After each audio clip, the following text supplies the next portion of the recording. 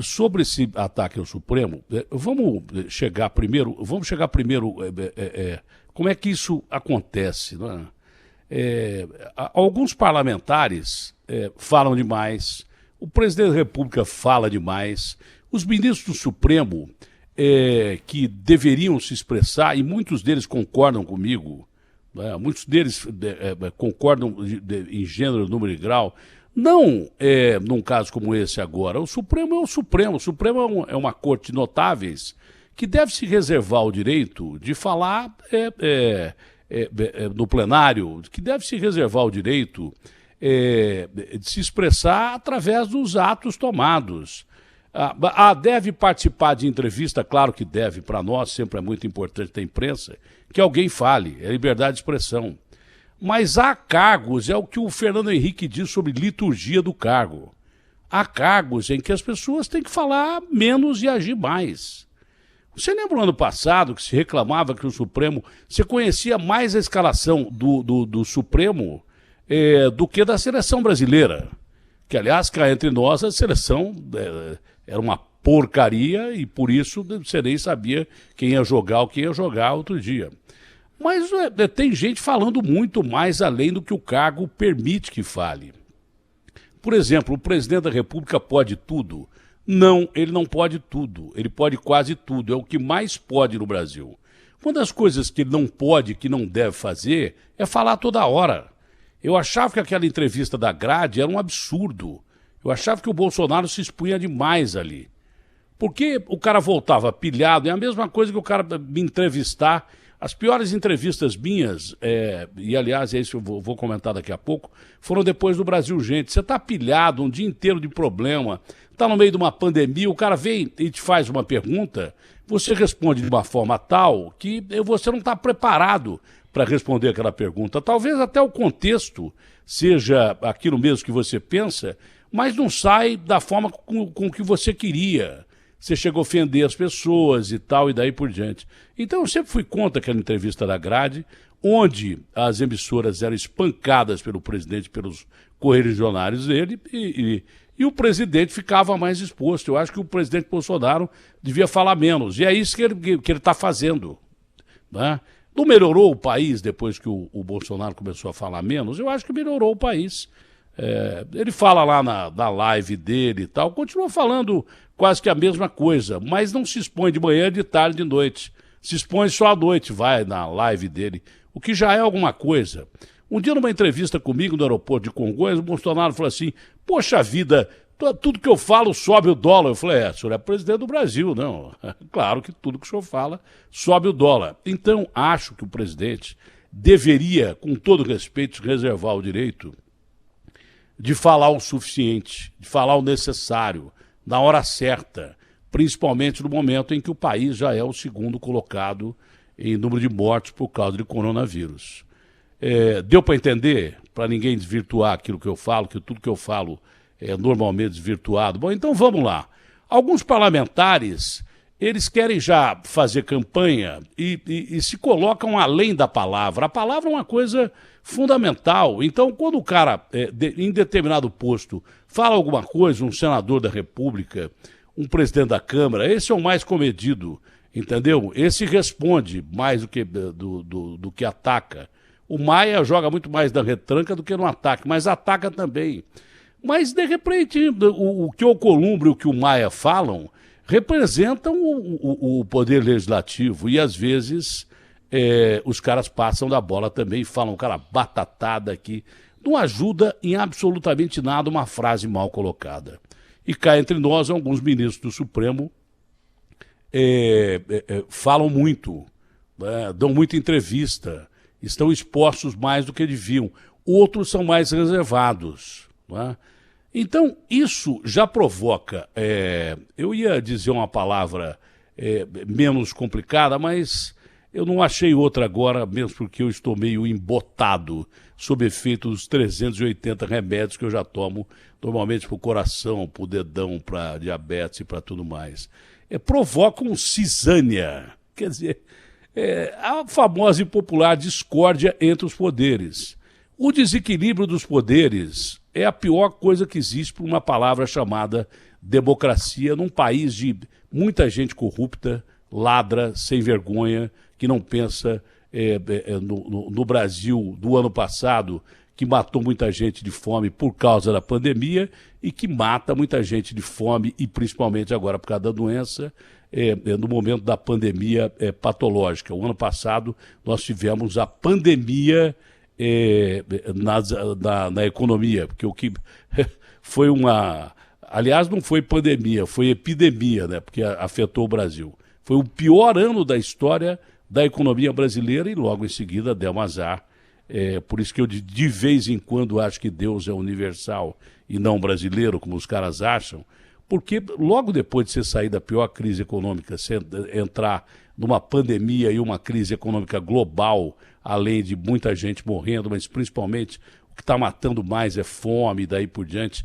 E li alguma coisa, meio que dormindo, no New York Times, que essa pandemia ameaça o continente africano, e se pegar o continente africano, realmente o mundo está perdido, porque lá não tem estrutura absolutamente nenhuma, por razões que a gente já sabe, né? Nós do mundo novo, nós do mundo antigo, nós do mundo que existia há algum tempo atrás, lá pelos idos das navegações, nós dizimamos a África, nós tiramos todos os líderes africanos que havia no continente africano, que obviamente ajudariam a desenvolver o continente africano, não digo que em igualdade, mas quase que em igualdade de condições com o mundo inteiro, se ao invés de viagens de exploração e troca de produtos e tal, como foi feito com a China, com a Índia e tal, o mundo africano fosse escravizado. Claro que a África, que é um continente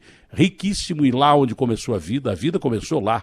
Se você não sabe, qualquer um de nós, seja ele chinês, seja ele japonês, seja ele russo, seja ele brasileiro, seja ele americano, seja ele italiano, francês, português, todos nós descendemos de africano, porque o primeiro pingo humano da vida foi no continente africano, a vida surgiu na África. Mas nós tivemos a capacidade de escravizar negros, principalmente aqui no Brasil, durante 400 anos, nós que eu digo enquanto humanidade. Então, assim é o mundo, né? Se de repente houver uma extensão dessa pandemia no continente africano de uma forma tal que atinja a já frágil rede de proteção que há no continente africano, o planeta todo sofre com isso, o mundo inteiro vai sofrer com isso. Então, parece que é uma revolta do próprio planeta contra a gente mesmo. Há várias indicações de que esse vírus possa ter sido manipulado mesmo. Tem artigo científico que eu recebi aqui de que há características que esse vírus possa ter sido manipulado.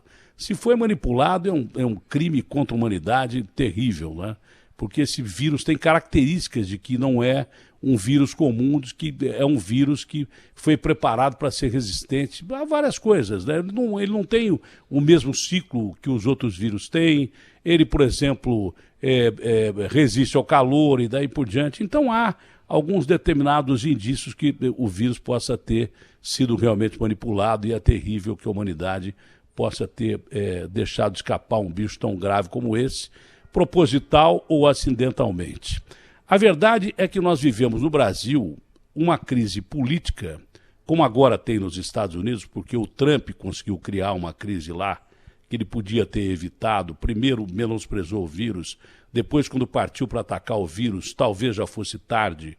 E também, se as pessoas não sabem, quando eu digo que havia que ter tido controle de fronteira no começo dessa pandemia, deveria ter tido mesmo, mas principalmente as cepas, o tipo de vírus que nós temos aqui, principalmente esse vírus veio de onde? Veio dos Estados Unidos para cá, né, com viagens de brasileiros aos Estados Unidos durante Carnaval, enfim, no começo do ano, para ver o Pateta, a Minnie, o Mickey e tal.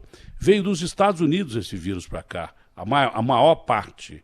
E outra parte veio, claro, que dos países asiáticos, talvez de menor número, mas principalmente dos lugares em que os brasileiros mais visitam, que é Paris, que é Roma, que é Espanha, né? Que foram os países que foram atingidos na Europa depois da Ásia. Então não tivemos nem controle de fronteira e esse negócio entrou aqui.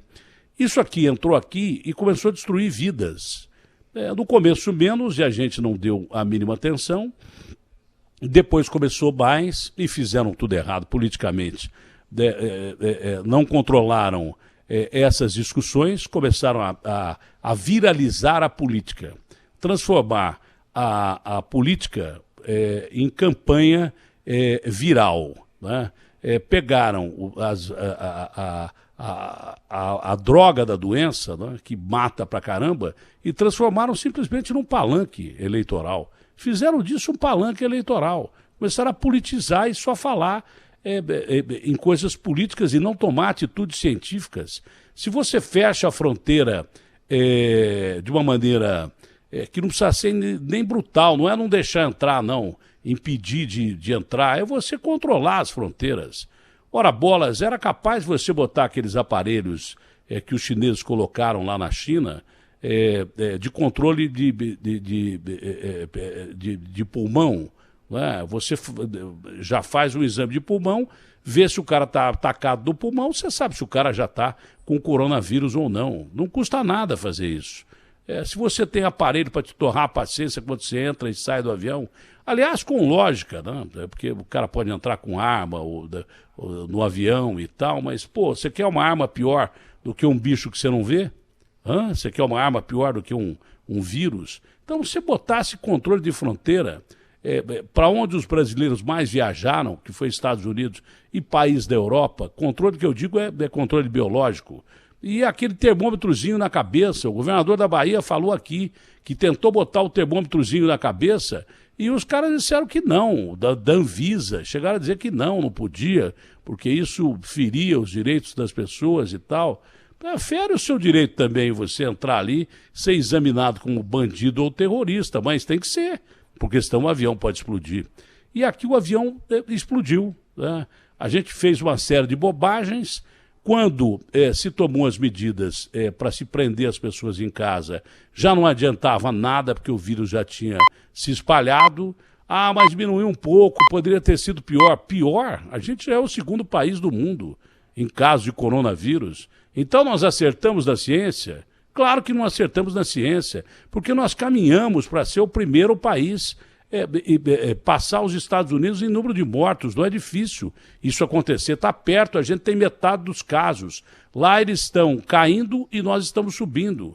Se bem que tem um detalhe, pode ser que venha uma segunda onda, que seja devastadora, mais do que foi a primeira, e seria mais ainda devastadora num país como o nosso, que abre sem controle, que abre na pressão, que abre na política, que fechou na política e que abre na política. Então nós quebramos quase que o Brasil inteiro, jogamos um monte de gente faminta na rua, procurando alguma coisa para comer, né? Arrebentamos com a economia e a ciência, que ciência é essa que nós usamos, que nós já temos metade dos casos do país mais afetado do mundo e já superamos o Reino Unido. Que ciência foi essa? Que ciência é essa? Que foco, ciência aqui de São Paulo, ciência lá do Mandetta, que ciência foi essa? Nós não usamos ciência coisa nenhuma. Politizaram o raio do vírus. Esse é o grande detalhe. Então, eu acho que se as pessoas falassem menos do país e agissem mais, o Brasil seria um país democraticamente melhor desenvolvido. É inadmissível que se ataque ou o Poder Executivo, ataque ao presidente da República, hoje presidente. Na época foi uma barbaridade, foi uma excrescência. Aquela facada no Bolsonaro foi uma barbaridade. Mas foi um cara maluco que esfaqueou o presidente e tal. A gente não poderia ter deixado acontecer aquilo. Mas já aconteceu do país mais democrático do mundo, contra os presidentes, contra os Kennedys e tal. E as histórias nunca são bem contadas. Dizem que esse Adélio Bispo é um cara maluco e tal. Sei lá, mas tem teoria da conspiração que alguém mandou o maluco esfaquear o presidente Bolsonaro. Já não podia ter acontecido aquele ataque a um candidato que virou presidente da República. Aquilo já foi um absurdo. Os ataques ao Congresso são frequentes, toda hora ataques ao Congresso, né? Os ataques ao Supremo já são ataques virtuais. É por isso que as notícias falsas têm que ser combatidas. As fake news têm que ser combatidas, porque são notícias falsas. A internet ela tem que ser regularizada da mesma forma que a imprensa aberta é regularizada. Tem que se ter leis para a internet, como se tem leis para quem comenta no rádio, na televisão, no jornal. É só isso que a gente quer, é que haja leis e que não haja gente canalha usando a internet para destruir vidas e nem destruir pessoas, porque de uma notícia falsa você vai a um ataque a um poder constituído. Desse ataque ao poder constituído, você pode evoluir para um regime de exceção, para a queda das instituições. E isso é inadmissível.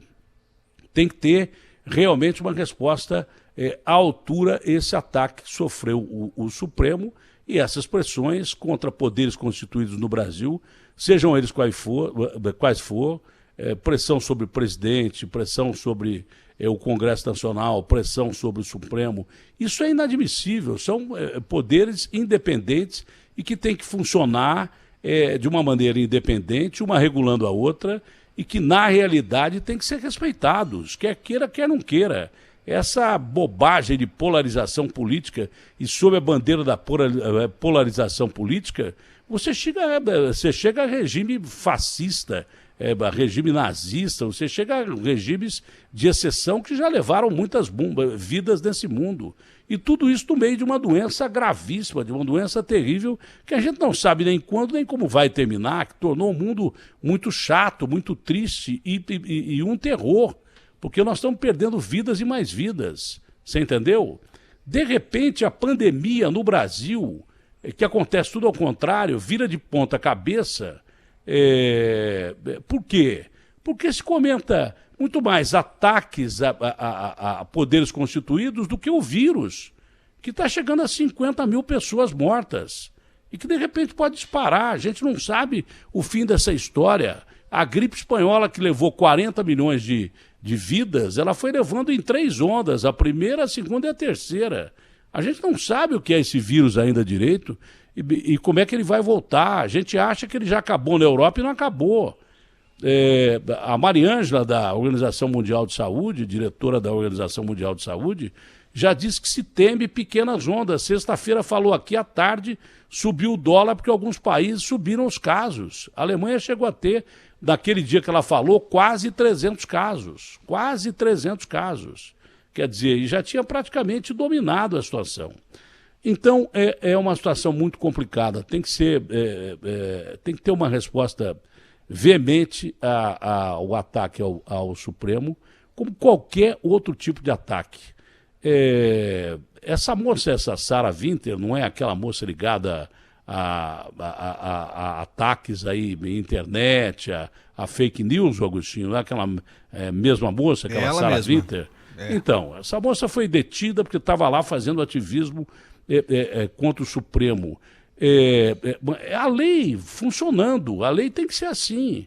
Como se alguém atacar o presidente da República, tem que estar preso, como está lá o Adélio. Como se alguém atacar algum congressista, tem que estar preso, tem que estar lá. E a gente tem que regular, tem que ter leis para a rede social, não só para a rede social, mas toda a mídia social paralela à mídia natural, que já vai migrada com leis, televisão, rádio, que nós estamos fazendo aqui. Nós estamos falando aqui sujeitos a sofrer processo a qualquer momento. Quer ver uma coisa que parece fake news, não é? E que chega próximo de fake news e vai disfarçado no meio do bojo de uma série de contextos? Eu odeio virar notícia. Eu sou jornalista e não gosto de virar notícia. Eu gosto de dar notícia, eu gosto de fazer uma boa entrevista e de dar notícia. Eu conversando aqui no meu canal, que aliás eu nem sei se vou manter esse canal mais, porque de repente uma vez eu entrevisto o Fogaça, dá um rebu terrível, o Fogaça que fechou o restaurante do Rio e tal. E aí eu tô entrevistando o Léo Dias como entrevistador. O Léo, que é um extraordinário de um colunista, na minha opinião, e um bom menino, eu gosto muito dele. tem gente que não gosta, mas eu gosto demais do Léo. Ele me perguntou no fim do papo que eu tinha com ele, pena que você não estava ouvindo, se eu era candidato à Prefeitura de São Paulo. Eu falei, Léo, olha, para dizer a verdade, eu sou mais candidato agora do que fui como senador, né? Porque eu cheguei bem próximo a senador, agora sou mais candidato e tal, porque eu gostaria de ajudar o Brasil, porque eu estou vendo a bagunça que está o Brasil e tal, mas ainda não sou. E não defini, e tenho prazo para definir. Eu não defini se sou candidato a nada. Eu tenho já propostas para continuar minha carreira aqui na Band, para continuar minha carreira em outro lugar. Eu tenho possibilidades ainda dentro da minha carreira que talvez não me levem a ser candidato a porcaria nenhuma nessas eleições. Talvez eu não seja candidato a nada. Mas eu ainda tenho perspectiva de ser candidato a prefeito, ser candidato a vice, principalmente vice, que era coisa que já estava combinada, mas isso tudo antes do mundo virar essa pandemia. Virou uma pandemia. Agora já não penso mais se é minha prioridade. Não é minha prioridade ficar discutindo sobre mim mesmo em política. Eu não quero falar sobre política. Numa época que está morrendo gente pra caramba. Eu até recebi alguns convites de entrevista, revista Veja e outras, órgãos importantes, que quiseram me entrevistar. Eu até nem dei entrevista. Foi no meu canal que eu falei sobre o Léo Dias. Então deixa eu deixar uma coisa bem clara, porque vira fake news depois que você desmente a coisa. Não está definido se eu vou ser candidato a prefeito, a vice-prefeito ou qualquer coisa. Não está definido. Ah, mas o Datena, você vai fazer de novo aquela coisa de que você é candidato, depois não é candidato. Vou fazer até o dia que eu quiser, porque eu tenho direito de ser e não ser candidato. Não é a minha prioridade, com uma pandemia desse tamanho, ser candidato a qualquer coisa, não. Não é a minha prioridade. E eu estou tendo uma participação, acho que ainda importante, dentro da Band, que é o meu caminho, dentro da Rádio Bandeirantes, que eu tive o prazer de voltar. Eu ainda gosto muito de vezes em deixar de profissão, para fazer outra coisa, para ser político. Eu acho que ainda eu tenho lenha para queimar na minha profissão. Então, eu tenho o direito, eu posso me reservar o direito de pensar da forma que eu quero, como eu quero, do jeito que eu quero, para decidir ou não decidir. Então, não tem nada definido que eu vou ser candidato. Quem já disse que eu sou candidato está mentindo. Quem já disse que eu vou sair da Band está mentindo, está me demitindo. Sei lá quem é que está espalhando esse tipo de notícia. Se é de dentro, se é de fora, se é do lado, se alguém tem interesse que eu saia da Band ou não, entendeu? Mesmo porque eu sou um bom profissional, me julgo um bom profissional, e já tenho proposta, inclusive, de outras emissoras, sempre tive, nunca deixei de ter. Então pode ser que eu siga a minha carreira aqui, em outro lugar, eu pretendo ficar aqui, até quando me queiram aqui, porque se tu me quiserem aqui também, eu pego meu boné e vou embora como fiz das outras vezes, como sempre fiz. E já tenho proposta para sair daqui hoje, se eu quiser, amanhã se eu quiser, mas eu quero ficar aqui. Então, enquanto eu quero ficar aqui, ajudando a Rede Bandeirantes, que subiu de audiência nesses últimos tempos, que enfrenta a fase difícil como todo mundo enfrenta, mas o dono da Bandeirantes um dia me perguntou, há pouco tempo atrás, o Datena, como é que anda o clima dentro da Bandeirantes? Eu falei, olha, é difícil para todo mundo tem medo de perder o emprego, mas o senhor tem uma vantagem, o senhor paga o salário em dia.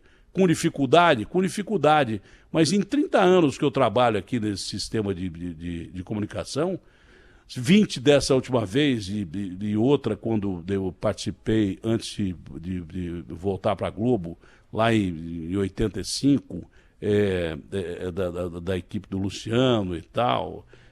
São quase 30 anos de casa, então o meu interesse é ficar aqui porque o dono sempre se preocupou em pagar o salário em dia. Quando ele não paga, ele não dorme. Quer dizer, é um bom patrão, é um excepcional patrão, do meu ponto de vista.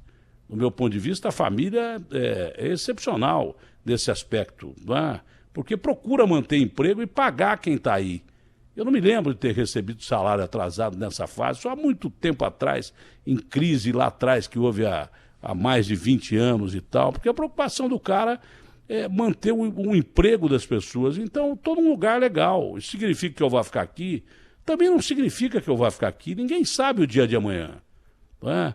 Agora, para dizer a verdade, aquela colocação que eu fiz ao Léo, e o Léo é um cara muito respeitado, quando ele comenta alguma coisa, tem muita repercussão, ele comentou, ele disse exatamente o que eu disse aqui, ó, o Datena, ele disse que agora ele tem mais chance de ser candidato do que tinha em épocas passadas. Foi realmente o que eu falei, eu assumo aquilo que eu falo, mas significar estar mais próximo não significa ser. Já estão dando por aí, o cara não tem, acho que, notícia para dar, no meio de 50 mil pessoas mortas. Aí o cara disse que, olha, o Datena já vai ser demitido da Band, e pode ser que eu seja mesmo, hoje, agora, sem saber, mas até agora não sei, e porque ele vai ser candidato a prefeito ou vice-prefeito. Isso não é verdade, não é verdade. O fato de eu ser demitido eu não sei, porque eu não cheguei na Band agora, sei lá se tem uma carta de demissão preparada para mim ou não. Mas o fato de eu ser candidato a prefeito ou vice-prefeito eu ainda não decidi. Eu tenho tempo e não tem nem eleição ainda marcada. E eu ando dizendo e comentando e falando, e vou falar mais uma vez em alto, claro e bom som. Você entendeu?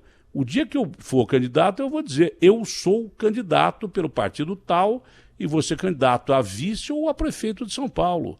Antes disso, não adianta ficar especulando em cima de frases jogadas se eu vai ser candidato ou não. Porque não é o mais importante para São Paulo, nem sei se eu seria eleito a alguma coisa em São Paulo, pensar do meu nome como candidato, ou o nome de qualquer um. Não é hora de se discutir eleição. Tem gente morrendo pra caramba no Brasil, pra gente ficar perdendo tempo com discussão de eleição. Então eu sou jornalista, continuo jornalista, gostaria muito de continuar na Band, se não for demitido, como está aí desses sites aí que eu seria demitido porque a Band não admitiria eu ser candidato e obviamente que acho que a Band está certa e continuar trabalhando, mas que eu teria um acordo com a cúpula, que depois, cúpula da Bandeirantes, que eu vou... Eu estou achando muita informação para a imprensa isso, que eu teria acordo com a cúpula da Bandeirantes, que eu voltaria a Bandeirantes se eu fosse eleito ou não e tal. Primeiro, como é que se eu fosse eleito prefeito, como é que eu ia voltar a trabalhar na Bandeirantes? Isso é lei, não pode o sujeito eleito prefeito voltar a trabalhar na Bandeirantes. Já pensou um programa, Manhã Bandeirantes com o prefeito da cidade? Esse é o fim do mundo, não existe. Então, isso também beira a notícia falsa. Você parte de uma notícia em que há uma colocação feita, em que existe uma probabilidade, e transforma essa probabilidade já na demissão de um cara, na vida de um cara que, de repente, ele não decidiu o que ele quer fazer. Então, meu amigo, esse contexto todo levou o Brasil a uma série de mentiras, a uma série de problemas que só desvirtuam o que a gente deveria ter pensado desde o começo, que isso eu venho falando com veemência, que nós fizemos tudo errado no combate a essa doença, a gente não fechou o país quando devia fechar, com fronteira de controle biológico, não é proibir o cara de entrar. Você está doente, vai ficar em quarentena, se quiser ficar aqui, fica, se não quiser, você volta para o seu país. Devia ter sido feito isso, desde o começo. Nós não fizemos. Fizemos carnaval já com gente com vírus disseminado. Imagine com 50 milhões de pessoas durante o carnaval aqui em São Paulo, o que esse vírus foi disseminado. Acrescente mais 30 milhões no Rio, mais não sei quanto em Salvador, mais não sei quanto em Recife. E aí fechamos o país antes do tempo, quebramos o país literalmente, a gente não precisava ter tomado essas providências depois de termos errado, talvez uma providência intermediária de distanciamento social. Perdemos o foco na economia e perdemos o foco na ciência, porque se a ciência, repito, tivesse dado certo, não teria tanta gente morrendo de fome e não teria, infelizmente, tanta gente morrendo da patologia.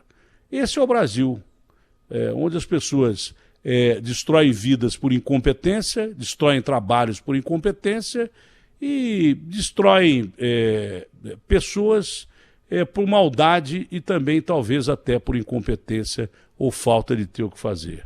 RB fechada com você. Opinião. O que é certo. José Luiz da Atena. Na Bandeirantes.